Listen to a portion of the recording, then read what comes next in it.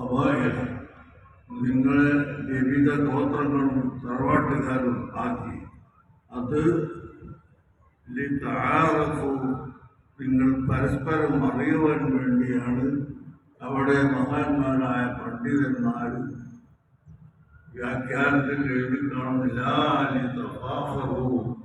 നിങ്ങളെ വിവിധ ഗോത്രങ്ങളും തറവാട്ടുകാരുമാക്കിയത്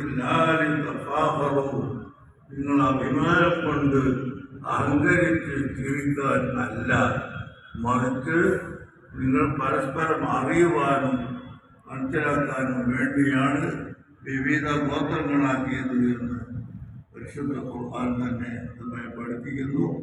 ആ പഠിപ്പിക്കുന്ന സ്ഥലത്ത് ഓ മനുഷ്യരെ എന്നാണ് അല്ലാഹു തആല വിളിച്ചിട്ടുള്ളത്. അവിടെ മുസ്ലിംകളെ എന്നോ അല്ലെങ്കിൽ ക്രിസ്ത്യാനികളെ എന്നോ ഹിന്ദുക്കളെ എന്നോ ഒരു പ്രത്യേക വിഭാഗത്തെ എടുത്തു പറയാതെ യാ അയ്യുഹന്നാസ്, ഓ മനുഷ്യരെ. വ്യക്തമായ ഹലാലുണ്ട്, അൽ ഹറാമു ബയ്യിൻ, അതേപോലെ ബയ്യിനായ വ്യക്തമായ ഹറാമുകളുണ്ട്.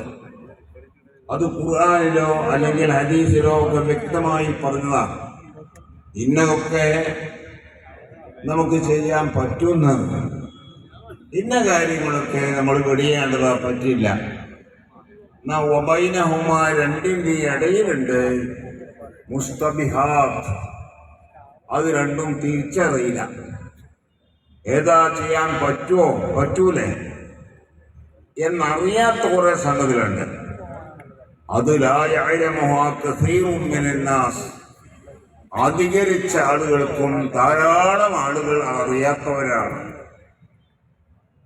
ഫത്ഹുൽ ബാരി അവിടെ കാണാം. ഇതിന്റെ വ്യാഖ്യാനത്തിൽ കസീറുൻ മിനന്നാസ് അറിയില്ല എന്ന് പറയുമ്പോൾ കുറഞ്ഞ ആളുകൾ ഖലീലുൻ മിനന്നാസ് അത്